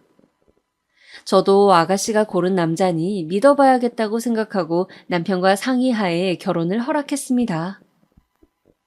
아가씨는 결혼식은 나중으로 미루고 일단 혼인신고만 하고 결혼 생활을 시작했습니다. 이미 배가 많이 불러 있었기 때문에 그럴 수밖에 없었어요. 그렇게 아가씨는 조그마한 신혼집에서 무난한 결혼 생활을 하게 되었고 금방 시간이 흘러 쌍둥이를 출산했습니다. 첫째가 남자아이, 둘째가 여자아이, 이렇게 일란성 쌍둥이였습니다. 제가 낳은 아이는 아니었지만 그 조그마한 발가락이 꼼지락거리는 걸 보면 마음이 행복으로 충만해졌습니다. 아이들이 아가씨를 닮아서 그런지 동그란 눈망울에 조그마한 코가 너무 귀엽고 예뻤습니다. 아이들이 100일이 되기 전쯤 김서방이 일이 바빠서 집에 못 들어오는 날이 많다며 아가씨가 당분간 아이들이 어느 정도 클 때까지는 저희 집에서 살기로 하고 어린 쌍둥이를 데리고 돌아왔습니다. 아가씨와 쌍둥이까지 함께하는 생활은 행복 그 자체였습니다. 아가씨는 비록 결혼해서 애엄마가 되었지만 예전에 그 맑고 순수한 마음만큼은 그대로였습니다. 아이들도 엄마를 닮아서 어쩌면 이렇게 순한 아기가 있나 싶을 정도였습니다. 남편도 퇴근하고 오면 아이들 옆에 찰싹 붙어서 까꿍하고 놀아주며 얼굴에 웃음이 떠나지 않았습니다. 저도 아이들 이유식을 만들어줄 때나 목욕을 시킬 때면 힘들다는 생각은 하나도 들지 않고 그저 소중한 유리구슬처럼 혹시라도 깨질까 다칠까 노심초사하며 정성으로 돌봤습니다. 그런데 우리 아가씨 그 착한 심성은 어디 안 가는지 제가 애들을 데리고 재우려고 앉기만 하면 언니, 제가 재울게요. 이리 주세요. 라며 성치도 않은 몸으로 일어나곤 했어요. 같이 집에서 애들 봐주는 것도 너무 감사한데 자기가 할 수 있는 건 해야 된다고요. 그러면 저는 이렇게 말하면서 아가씨를 억지로 등 떠밀어 방으로 보내곤 했습니다. 아니야. 아가씨는 애 낳은 지 얼마 되지도 않았는데 몸조리 잘해야지. 우리 예쁜 아가씨 몸 상하면 내가 더 속상해서 안 돼. 얼른 가서 쉬어요. 어느 날 제가 평소처럼 큰아이를 재우고 있는 동안 작은 아이의 머리를 쓰다듬는 아가씨의 모습을 보자 저 작은 몸에 벌써 아이를 낳고 엄마가 된 아가씨가 너무 대견해서 눈가가 촉촉해졌습니다. 그러면서도 너무 행복해서 웃음이 났어요. 아가씨가 저희 집에 다시 들어온 이후로 남편과 저는 자기 전마다 항상 침대에 누워 아가씨 얘기, 쌍둥이 얘기하느라 시간 가는 줄 몰랐습니다. 아가씨와 쌍둥이 덕분에 남편과 저의 사이도 더 돈독해지는 것 같았어요. 아가씨가 저희 집에 들어온 이후 김서방을 본 적은 손에 꼽을 정도로 적었습니다. 평일에는 바쁘다고 집에 못 온다길래 다니던 회사에서 일이 많은가 했더니 여기저기 직장을 옮겨 다니며 자리를 잡지 못하고 있더라고요. 끈기가 없는 스타일이라 한 곳에 진득하니 다니질 못하고 조금만 힘들면 그만두곤 했습니다. 그러다 보니 벌어오는 돈도 시원치 않아 아이들 기저귀 값이며 뭐며 우리 부부 돈으로 해결한 적도 많았어요. 어느 날은 남편이 그런 김서방을 앉혀두고 애 아빠는 그러면 안 된다. 아무리 힘들어도 가장으로서 책임감을 가지고 성실하게 회사를 다녀야 한다라고 훈계도 해봤지만 그저 어른이 하는 잔소리라고 여기는 것 같았습니다. 그 후에도 나아지는 게 전혀 없었으니까요. 한편으로는 김서방도 아가씨처럼 어린 나이에 애 아빠가 됐으니 아직 철이 없는 거겠지, 언젠가는 나아지겠지 하고 생각했습니다. 그 이후에도 김서방은 평일에는 어디서 자는 건지 집에도 거의 안 들어오고 주말에만 잠깐 와서 아이들을 보고 갔습니다. 도대체 어디서 생활하는 거냐 물어도 대답을 이리저리 피하기만 하더라고요. 그러던 와중 주말에 아가씨 방에서 크게 싸우는 소리가 들려 가보니 아가씨 부부가 심하게 싸우고 있었습니다. 아가씨는 바닥에 주저앉아 턴곡을 하고 있었고요. 저희 부부가 방에 들어가서 무슨 일이냐고 묻자 김서방은 방문을 쾅 닫고 집을 나가버렸어요. 집이 무너져라 턴곡하고 있는 아가씨를 겨우겨우 달랜 후 퉁퉁 부은 아가씨의 입에서 나온 이야기는 가히 충격적이었습니다. 그동안 김서방이 밖에서 다른 여자와 두 집 살림을 차리고 있었다는 게 아니겠어요? 평일에 그 여자네 집에서 먹고 자고 생활하며 애까지 임신했답니다. 세상에, 아직 쌍둥이들이 두 돌도 안 됐는데 그 여자는 임신 6개월이라네요. 김서방이 집에 하도 잘 안 들어오니까 아가씨도 평소에 의심하긴 했지만 증거가 없어서 긴가민가 했었다네요. 그런데 이번에 아예 들켜버리고 만 거죠. 김서방은 자기는 쌍둥이 키울 자신 없다며 네가 임신해서 어쩔 수 없이 책임진다고는 했는데 막상 결혼 생활해보니 못하겠다는 막말을 내뱉었답니다. 김서방은 그날 집을 나간 후 연락이 두절되었어요. 저와 남편은 그 상대 여자가 누군지 찾아내어 집으로 찾아가 보려고 했지만 김서방과 하도 평소에 교류가 없었던 탓에 정보를 얻기가 쉽지 않았습니다. 아가씨는 그날 이후로 방에 틀어박혀 하루 종일 울기만 했어요. 기운 내라고 맛있는 음식을 차려줘도 입맛이 없다며 먹는 둥 마는 둥 하고 가만히 쌍둥이의 얼굴을 바라보다가도 갑자기 눈물을 흘리곤 했습니다. 생기있던 아가씨의 얼굴이 하루하루 빛을 잃어가고 말라갔어요. 저와 남편은 아가씨 걱정에 매일 밤잠을 설쳤습니다. 어떻게 하면 아가씨의 기분이 나아질까 고민하던 중 아가씨가 평소에 가고 싶어 했던 바닷가에 여행을 보내주면 좋겠다는 의견으로 뜻을 모았습니다. 저는 여행용 가방을 하나 사서 아가씨가 좋아할 만한 예쁜 원피스를 몇 벌 골라서 담았어요. 그리고 카메라와 밀짚 모자도 사서 넣어주었습니다. 그리고선 방에서 우울한 표정으로 혼자 생각에 잠겨있던 아가씨를 불러 얘기했어요. 아가씨, 기분 전환할 겸 바닷가에 여행 좀 다녀오는 거 어때요? 평소에 가고 싶어 했잖아. 쌍둥이들 키우느라 매일 집에만 있어서 답답했을 텐데 내가 쌍둥이 잘 돌보고 있을 테니까 걱정하지 말고 다녀와요. 필요한 건 내가 다 여행 가방에 넣어놨으니까 가서 사진도 많이 찍고 푹 쉬다 와요. 아가씨는 알듯 말듯한 표정을 짓고 한참을 가만히 있더니 저를 보고 싱긋 웃었어요. 언니, 고마워요. 아가씨는 여행 얘기에 갑자기 의욕이 생겼는지 그날부터 밥도 잘 챙겨 먹고 조금은 밝아졌습니다. 저와 남편은 여행 보내주기로 한 계획이 성공했다며 기뻐했어요. 며칠 뒤 아가씨는 잘 다녀오겠다는 인사와 함께 여행을 떠났습니다. 저는 장난감을 가지고 놀고 있는 쌍둥이들에게 가서 말했습니다. 얘들아, 엄마 푹 쉬게 며칠만 외숙모랑 놀자. 엄마가 건강해야 너희도 좋은 거야. 쌍둥이들은 알아들었는지 못 알아들었는지 지들끼리 까르르 하며 놀더군요. 아가씨가 여행을 떠난 지 3일째. 간간히 연락을 하긴 했지만 혹시나 쉬는데 방해될까봐 궁금해도 참았어요. 집에 돌아오면 가서 뭐 하면서 지냈는지 자세히 물어봐야지 하고요. 돌아오는 날짜를 정하지 않고 떠난 여행이라 좀 오래 있다 오더라도 아가씨 기분이 좋아질 때까지 있었으면 좋겠다는 마음이었어요. 그런데 갑자기 출근해서 일하고 있던 남편에게 전화가 왔습니다. 지금 급하게 경찰서에 가고 있다고요. 아가씨에게 무슨 일이 생긴 것 같다면서 자세한 건 가서 확인하고 연락 준다고 하더라고요. 저는 혹시 큰일인가 싶어 안절부절했지만 쌍둥이를 놔두고 달려갈 수도 없는 노릇이라 집에서 발만 동동 구르고 있었어요. 몇 시간 뒤 남편에게서 온 연락은 충격 그 자체였습니다. 여보, 우리 미선이가 남편은 숨이 잘 쉬어지지 않는 듯 가슴을 치며 말을 잇지 못했어요.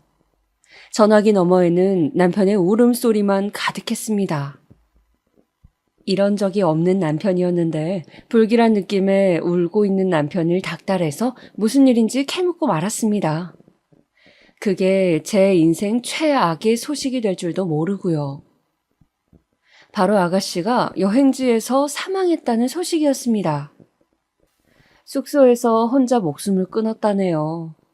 저는 남편의 얘기가 믿기지 않아 몇 번이고 그게 사실인지 물었지만 남편의 대답은 같았습니다. 사실이라고요. 시신의 신원을 확인했는데 아가씨가 맞다면서요. 저는 그대로 주저앉았습니다. 그 후로 어떻게 지냈는지는 사실 기억이 잘 나지 않아요. 사람이 너무 슬프면 기억을 잃는다는데 그게 무슨 말인지 알 것 같았습니다. 저와 남편은 조용히 장례식을 준비했습니다. 그 천하의 몹쓸 놈은 장례식 자리에도 나타나질 않더군요.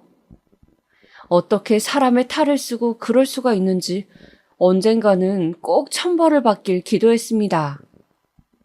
우리 사랑스러운 아가씨, 쓸쓸하게 혼자 저 세상 가게 만들어 놓고 뻔뻔하게 살고 있는 그놈을 용서할 수 없었습니다.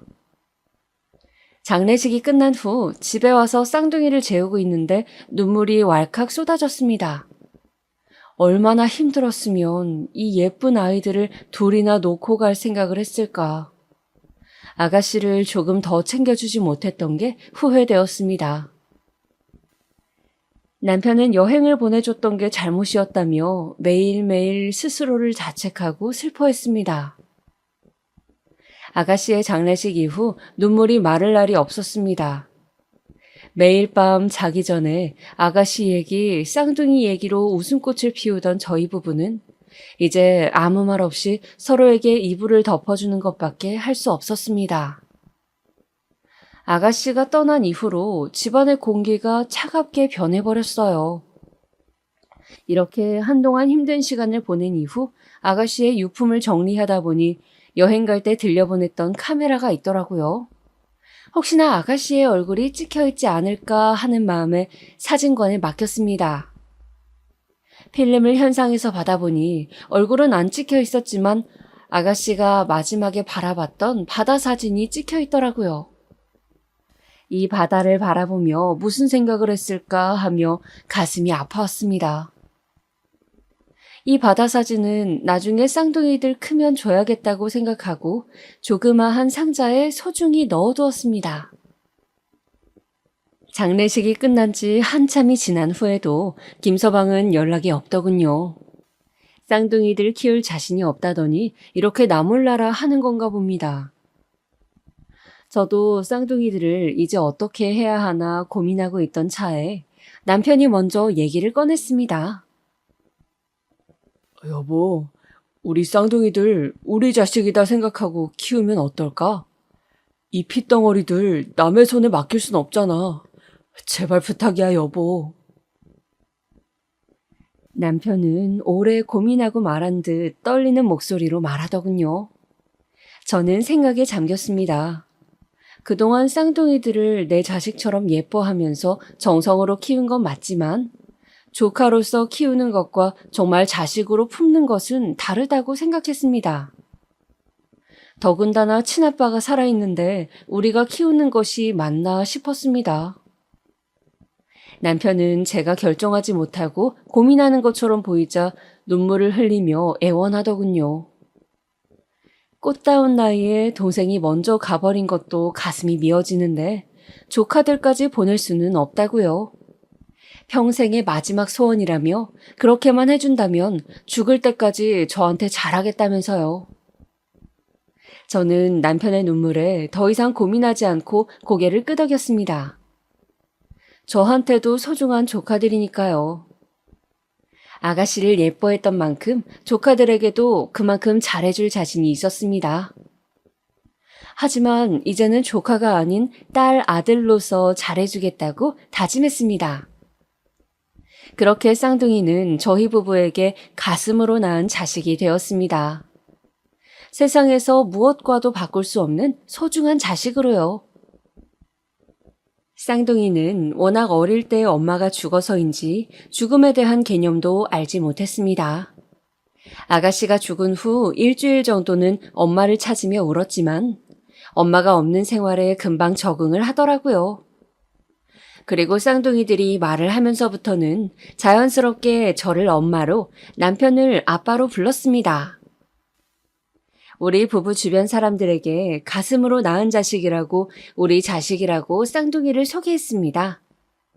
주변에서는 저보고 대단하다며 어떻게 내 배 아파 낳은 자식도 아닌데 키울 수가 있느냐 하며 신기해했지만 저한테는 아무것도 아닌 일이었어요. 쌍둥이는 누가 뭐래도 제 자식이니까요. 누가 낳았건 그건 중요한 게 아니었습니다. 우리는 행복한 내 가족이었어요. 그나마 다행이었던 건 남편 하는 일이 잘 되는 편이라 쌍둥이를 키우는데 부족함이 없었던 점이었습니다. 혹시나 친엄마, 친아빠가 아닌 걸 알고 주변에서 놀림을 당하지는 않을까, 무시를 당하지는 않을까 하는 마음에 항상 좋은 것을 해주려고 노력했습니다. 저도 친부모 밑에서 크는 아이들에 비해 사랑을 덜 받는 느낌을 주지 않게 하려고 아이들이 클 때까지 집에서 아이들을 돌보는 데만 집중했습니다.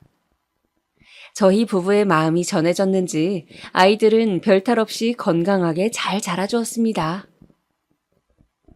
몇 년이 지나 아이들이 학교에 들어갈 즈음 뭔가가 이상하다는 것을 알아채기 시작했습니다.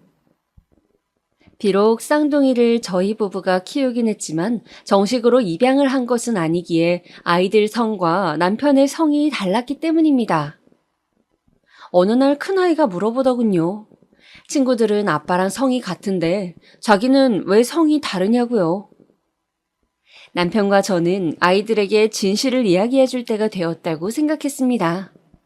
아직 어리긴 하지만 충분히 이해할 수 있을 거라고 믿었습니다. 얘들아, 너희 친구들은 부모님이 배 아파서 낳은 거 알고 있지? 너희는 엄마 아빠가 가슴으로 낳은 거란다. 하지만 우리가 너희의 엄마 아빠라는 사실, 그리고 엄마 아빠가 너희를 사랑한다는 사실은 변함이 없어. 그리고 쌍둥이를 배 아파서 낳은 친엄마는 하늘의 별이 되어 지켜보고 있다는 이야기도 해주었습니다. 별이 된 엄마가 얼마나 예쁘고 착했는지, 얼마나 너희들을 예뻐하고 사랑했는지도 이야기해 주었습니다. 쌍둥이들은 고개를 갸웃거리며 서로를 바라보더군요. 제가 한 말을 100% 이해한 것 같진 않았지만 어렴풋이 무슨 말인지 알아듣는 것 같았습니다.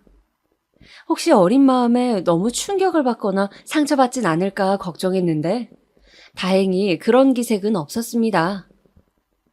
그 이야기를 하고 난 후에도 평소와 다름없이 밝게 지내더라고요.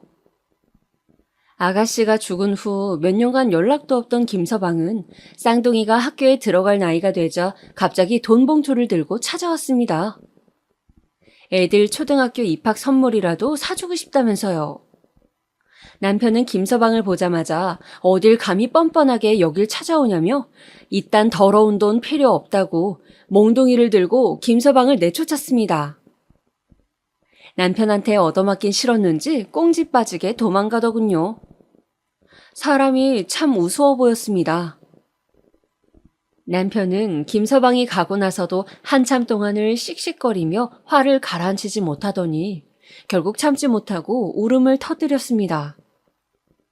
그동안 쌍둥이들 보면서 동생 잃은 슬픔을 잊어보려고 노력했는데 김서방을 보니 참아왔던 감정이 터진 것 같았습니다. 저도 순간 감정에 북받쳐서 남편을 부둥켜 안고 엉엉 울었습니다. 우리는 앞으로 저 나쁜 놈에게 보여주기 위해서라도 남부럽지 않게 쌍둥이를 키워야겠다고 다짐했습니다. 김서방은 그 이후에도 가끔씩 저에게 연락을 해서 쌍둥이의 소식을 묻곤 했지만 그때마다 저는 알 필요 없다고 대답하곤 했어요. 자식 버린 아빠가 무슨 권리로 소식을 궁금해하냐고 하면서요. 김서방은 그때 아이들을 버린 것을 후회한다고 했지만 그렇다고 다시 데려갈 형편은 안 된다고 하더군요.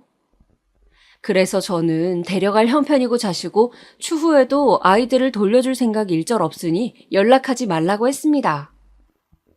건너 건너 들리는 말로는 그때 바람났던 여자와의 사이에서 아이를 둘 낳고 살다가 이혼당했다고 하더군요. 아직도 제대로 된 직장 없이 여기저기를 전전하며 산다고요. 아가씨는 도대체 저런 놈이 뭐가 믿을 만하다고 덜컥 임신까지 해버렸는지. 뭐 지금 이런 생각해봤자 소용도 없지만요. 쌍둥이는 저희 부부의 보살핌 속에 학교에 들어가서도 무난하게 잘 자라주었습니다. 그런데 어느 날 딸아이가 학교에서 울었는지 눈이 퉁퉁 부어서 왔길래 무슨 일이냐고 물었습니다. 그랬더니 옆에 있던 큰아이가 말하더군요. 오늘 학교에서 친구들이 동생한테 너네 엄마 아빠는 친부모 아니라면서 놀렸다고요. 그래서 딸아이가 속상해서 울었답니다. 그러면서 큰아이가 하는 말이 엄마 근데 내가 그 친구들한테 뭐라고 얘기했는 줄 알아요? 우리 엄마는 나랑 동생을 가슴으로 낳았다고 했어요. 배 아파서 낳은 것보다 그게 훨씬 대단한 거라고 했어요. 저는 큰아이의 말에 감동받아서 아이들을 품에 꼭 안아주었습니다. 아이들이 언제 이렇게 컸나 싶어서 가슴이 뭉클했습니다. 아이들이 매년 어버이날마다 학교에서 만든 카네이션을 가슴에 달아줄 때면 세상을 다 가진 듯이 행복했습니다. 카네이션 밑에 달린 리본에 삐뚤빼뚤한 글씨로 엄마 사랑해요, 아빠 사랑해요 라고 써놓은 게 너무 소중해서 매년 버리지 않고 모아두었습니다. 아이들 운동회 때도 부모 참관 수업에도 모두 참여하며 아이들이 서운함을 느끼지 않도록 항상 신경 썼습니다. 나중에는 친부모 아니라고 놀리던 친구들도 너네 엄마 아빠가 제일 부럽다는 말을 했다고 아이들한테서 들었을 때에는 그래도 내가 아이들을 열심히 키우긴 했구나 하고 생각했습니다. 남들이 부러워하는 아이로 키우고 싶었거든요. 아이들을 키우면서 속상했던 일이 아예 없는 건 아니었습니다. 저는 괜찮았지만 주변의 시선이 문제였어요. 가끔 아이들을 데리고 시장에 갈 때면 어디선가 수근거리는 소리가 들려왔습니다. 아휴, 검은 머리 짐승은 거두는 거 아니라던데 저 엄마는 뭔 생각으로 저러는지 몰라. 남의 자식 둘이나 저렇게 키우면 뭐하나? 다 키워놓으면 지 친아빠 찾아갈 텐데 죽 써서 개 준다. 아이고. 이런 소리가 들려올 때마다 당장 달려가서 따지고 싶었지만 혹시 아이들이 듣기라도 할까봐 속으로만 분을 사겼습니다. 내가 보란 듯이 잘 키워서 그 말들 다 후회하게 해주겠다고 수천 번 다짐하면서요. 몇 년이 흘러 아이들이 친엄마의 죽음을 제대로 인식하고 나서부터는 아가씨의 길마다 아이들과 함께 산소에 찾아갔습니다. 아이들은 너무 어렸을 때여서 엄마 얼굴도 기억을 못했기 때문에 제가 가끔 아가씨의 사진을 보여주곤 했습니다. 아이들은 엄마도 예쁘고 친엄마도 예쁘다며 예쁜 엄마가 둘이나 있다고 좋아했습니다. 아가씨 산소에 가면 아이들은 고사리 같은 손으로 접은 카네이션을 아가씨의 무덤에 올려놓곤 했습니다. 그리고선 아이들이 양쪽에서 제 손을 꼭 잡고선 한참 동안 무덤을 바라보고 돌아왔습니다. 아이를 둘이나 키우다 보니 정신없이 시간이 훅훅 지나가더군요. 그 꼬물거리던 아이들이 어느새 자라 벌써 고등학교를 졸업하게 되었습니다. 아들내미는 물론이고 딸아이까지 제 키를 진작에 훌쩍 넘어버렸어요. 아이들은 고등학교 졸업 후 그럭저럭 성적에 맞춰서 대학교에 진학했습니다. 둘 다 공부에 뜻이 없었던지라 대학교 시절부터 아르바이트만 열심히 하더라고요. 두 아이가 같이 첫 알바 월급으로 빨간 내복을 사서 저희 부부에게 선물했을 때는 가슴이 쿵 내려앉는 기분이었습니다. 25년 전 아가씨가 첫 월급으로 내복을 선물했던 일이 선명하게 떠올라서요. 남편도 같은 기분을 느꼈는지 눈에는 눈물이 고인 채 멍한 얼굴로 허공만 응시하더라고요. 그날 저와 남편은 기쁨의 눈물을 흘렸습니다. 이후 아이들은 대학교를 졸업하고 취직을 하자마자 바로 독립을 했습니다. 마침 둘이 같은 지역에 직장을 구하게 되어서 남매끼리 같이 자취를 하겠다고 하더라고요. 저희 부부는 아이들에게 자취방을 구해주고 우리가 지금 사는 집은 정리하기로 했습니다. 이제 아이들도 스스로 살 수 있을 만큼 다 키워놓았고 그동안 고생했으니 시골에 내려가서 편안하게 살기로 했어요. 예전부터 남편이 귀농하고 싶다는 얘기를 했었는데 저도 언젠가 나이 들면 그러고 싶은 생각이 있었거든요. 남편이 마침 시골에 봐둔 땅이 있다고 해서 거기에 작은 집을 지어 살기로 했습니다. 저희 부부 둘이 살 거라서 방 2개짜리 작고 아담한 집을 지었습니다. 남편은 원래 하던 일을 접고 동네 어르신들 집 고쳐주고 물건 수리해주면서 소소하게 용돈벌이를 했습니다. 그래도 모아둔 돈이 조금은 있어서 당분간 생활하는 데 지장은 없었습니다. 저는 집 앞에 텃밭을 가꾸어 채소들을 심고 가꾸었습니다. 농사를 해본 적이 없어서 아직 형편없었지만 몇 년 더 해보다 보면 동네 시장에서는 팔 수 있지 않을까 해서요. 시골 생활은 정말 한적하기도 하고 바쁘기도 했습니다. 마음은 한적한데 몸은 바쁘다고 해야 할까요? 도시 생활을 접고 내려와서 산과 들의 맑은 공기를 마시니 마음은 참 한적한데 생각보다 해야 할 일도 많고 바쁘더라고요. 그래도 이런 생활이 참 좋았습니다. 아이들이 가끔 주말에 내려오면 마당에서 고기도 구워 먹고 즐겁게 보냈습니다. 아이들도 펜션에 놀러 온 것 같다며 좋아하더라고요. 아이들은 직장에 1년 남짓 다니다가 관두더니 둘이서 돈 조금 모은 걸로 무슨 사업을 하겠다고 이리저리 바쁜 것 같더라고요. 어린 나이에 사업이라니 걱정이 되긴 했지만 그래도 젊을 때 추억이니 하고 싶은 거 다 해보라고 했습니다. 대신 해보고 정 안 되면 깔끔하게 포기하라고 당부했어요. 나이만 먹으면 나중에 다시 취직하기 힘들다고요. 사업 아이템이 뭔지, 어떻게 진행할 건지 구체적인 계획은 물어보지 않았어요.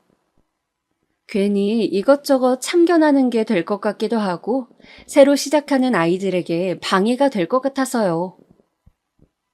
그렇게 아이들이 사업을 시작한다고 한 지 몇 년이 지났습니다. 잘 되고 있는 건지 아닌 건지 물어봐도 대답을 잘 안 해주더라고요. 가끔씩 전화가 와서 공과금 낼 돈이 모자라다며 몇십만 원만 빌려달라고 하는 걸 보니 잘 안 되는 것 같았어요.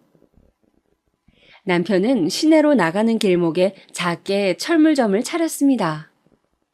그래도 생활비로 쓸 정도는 벌고 있어서 아이들이 필요한 용돈 정도는 줄 수 있었습니다. 저도 농사가 어느 정도 손에 익고 나니 지금은 웬만한 채소는 직접 길러서 먹고 남는 건 동네 사람들 나눠주거나 남편 가게 옆에 펼쳐놓고 팔기도 했습니다. 아이들만 잘 되면 더할 나위 없이 행복한 삶이었어요. 그렇게 시간이 흐르고 흘러 벌써 아이들이 30대가 되었네요.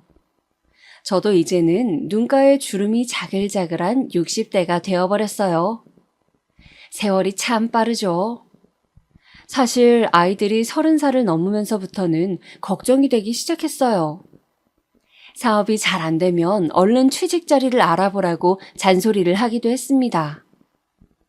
하지만 아이들은 알겠다고 대답만 하고 실제로는 어떻게 하고 있는지 모르겠더라고요. 그래도 이 나이 먹기까지 남매가 싸우지도 않고 같이 뭔가 해보겠다고 사이좋게 지내는 걸 보니 그것만으로도 다행이다 싶었습니다. 그리곤 얼마 전 어버이날이었습니다. 아이들은 어버이날이라고 또 선물을 바리바리 싸들고 시골에 내려왔어요. 엄마 아빠 먹으라며 비싼 한우에 홍삼에 속으로는 고마웠지만 겉으로는 이런데 돈 쓰지 말고 너희 맛있는 거 사 먹는데 쓰라고 괜한 잔소리만 했습니다. 아이들은 제 속을 아는지 모르는지 싱글벙글 웃기만 하더라고요.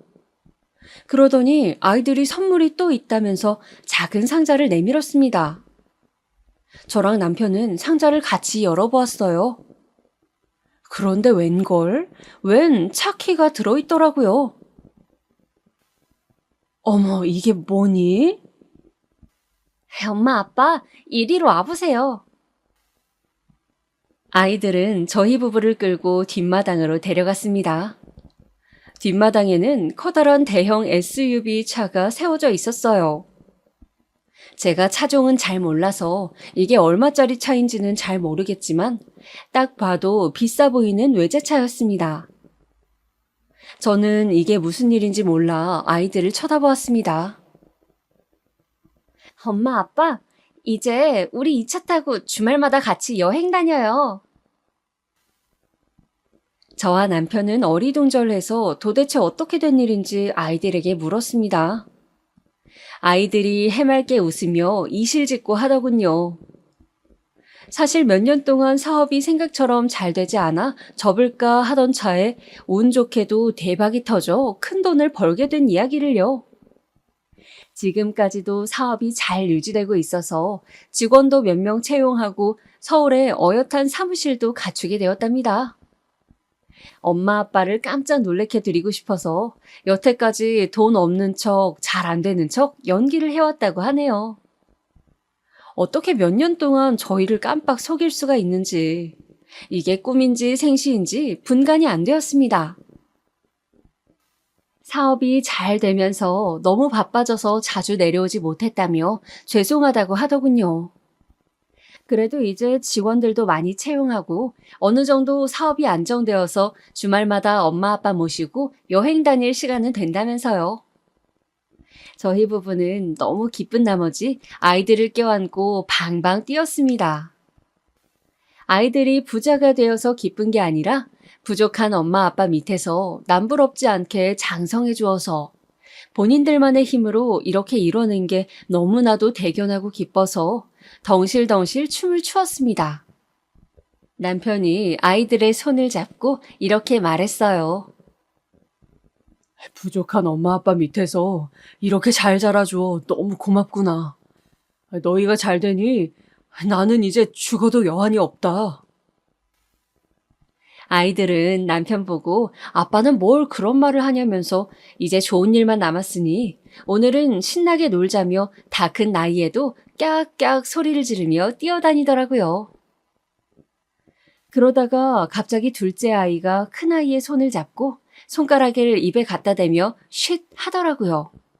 그러자 큰아이도 조용해졌습니다. 둘은 저희를 소파에 앉힌 후 그 앞에서 큰 절을 올렸습니다. 엄마, 아빠, 그동안 저희 이렇게 사랑으로 키워주셔서 감사합니다. 순간 큰 절을 하는 아이들 모습에 아가씨의 모습이 겹쳐서 보였습니다. 저는 벅차오르는 감정을 주체하지 못하고 주책맞게 울음을 터뜨렸습니다. 남편도 울고 아이들도 울고 한바탕 울음바다가 되었네요. 한참을 부둥켜 안고 울다가 딸아이가 웃음을 피식 터뜨리니 다 같이 푸하하 하고 집이 떠나가라 웃었습니다. 앞으로의 행복만 생각하면서요. 그 이후에는 많은 일들이 있었습니다. 아이들은 바쁜 와중에도 짬짬이 시간을 내어 내려와서 저희 집 옆에 작은 집을 하나 더 지었어요. 본인들이 결혼하면 가족들끼리 주말마다 내려와서 지내겠다고요. 그냥 별장이라고 생각하면 된다네요. 아이들이 서울에 올라가 있는 평일에는 저랑 남편이 그 집에 페인트 칠도 하고 청소도 하면서 지냈습니다. 아이들이 언제 결혼을 할지 모르겠지만 언젠가는 손주도 낳고 도란도란 3대가 모여서 지낼 생각에 행복해 하면서요. 그리고 남편의 철물점은 시내에 자리 좋은 곳으로 옮겼습니다. 그 옆에는 제 채소 가게도 조그맣게 열고요. 아이들이 엄마 아빠 쾌적한 환경에서 일하시라면서 인테리어도 깔끔하게 싹 해주었답니다. 그런데 너무 돈 벌려고 고생하지 마시고 재미로만 하라면서요. 노후는 자기들이 싹 다 책임지겠답니다. 말만이라도 고맙더라고요. 아이들 사업은 그 이후에도 계속 잘 되고 있습니다. 애들한테 장사 공부는 가르친 적 없는데 그쪽으로 머리가 타고났나 봐요. 역시 아이들을 믿고 기다려주길 잘했나 봅니다. 그리고 SUV 타고 주말에 여행 가자던 약속은 집이 다 지어질 때까지 잠시 뒤로 미뤄두었습니다. 집이 완성되었을 때 동네 사람들을 불러서 잔치도 했어요. 동네 사람들이 자식 농사 잘 지었다며 한마디씩 칭찬해 주셔서 저도 모르게 어깨가 으쓱했답니다. 여기가 우리 동네에서 자식 농사 최고로 잘 지은 집 아니요. 부러워 죽겠구먼. 부럽다, 부러워. 우리랑 사돈 맺을 생각 없슈? 검은 머리 짐승 거둔다고 욕먹던 제가 이제는 자식 농사 최고로 잘 지은 여자가 되었네요. 그때 시장에서 욕하던 사람들이 지금 모습을 본다면 뭐라고 말을 할까요? 아마 부끄러워서 제 앞에서 고개도 못 들 겁니다. 이런저런 생각에 정신없이 잔치가 끝난 후 우리는 첫 가족 여행을 어디로 갈지 의논했습니다. 그때 큰아이가 생각해둔 곳이 있다며 봉투에서 사진 한 장을 꺼내더군요. 사진을 본 저는 깜짝 놀랐습니다. 아가씨의 유품에 있던 사진이었습니다. 아가씨가 마지막으로 바라봤던 그 바닷가 말입니다. 엄마, 아빠, 우리 첫 가족 여행은 여기로 가요. 꼭 가고 싶어요. 저와 남편은 말없이 고개를 끄덕였습니다. 비록 아가씨가 외로이 목숨을 끊은 곳이긴 했지만 마지막으로 추억을 남기고 간 곳이기도 했거든요. 아이들에게 친엄마에 대해서 알려주면서 사진도 보여준 적이 있었는데 아이들이 나중에 그걸 기억해내고선 저희 집에 왔을 때 몰래 사진을 가져간 거였습니다. 그러고선 둘이서 이미 그 바닷가를 첫 여행지로 결정하고 저희의 동의를 구한 거였어요.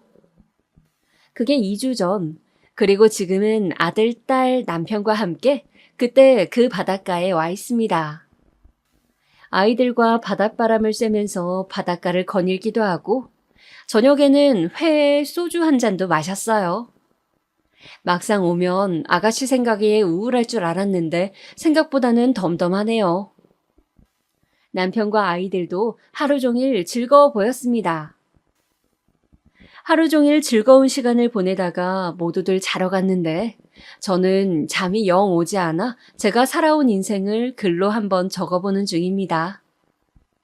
글로 적다 보니 그래도 참 잘 살아왔다는 생각이 드네요. 30년 전 아이들을 품은 제 선택을 지금에서야 마음 놓고 칭찬해주고 싶습니다. 내일은 가족들과 바닷가에서 가족 사진을 찍기로 했어요. 아가씨가 남겨놓은 그 사진 속 같은 장소, 같은 구도에서 이번에는 풍경만이 아닌 저희 가족이 담긴 사진을 찍으려고요. 나중에 저승 가서 아가씨를 만난다면 이 사진을 꼭 전해주고 싶어요. 저는 괜히 하늘을 바라보며 나지막히 말해봅니다. 아가씨, 쌍둥이들 때문에 하늘에서 걱정이 많았죠? 이제 걱정하지 않아도 돼요. 우리 애들 누구보다도 더 잘하고 있으니 이제 한시름 놓고 편히 쉬어요. 제 말이 아가씨에게 닿았을까요? 하늘에서 별 하나가 반짝하네요. 오늘따라 해맑던 아가씨의 미소가 생각이 많이 나는 밤입니다. 그럼 저는 이만 자러 가야겠어요. 내일 가족 사진 찍으려면 일찍 자야 하거든요.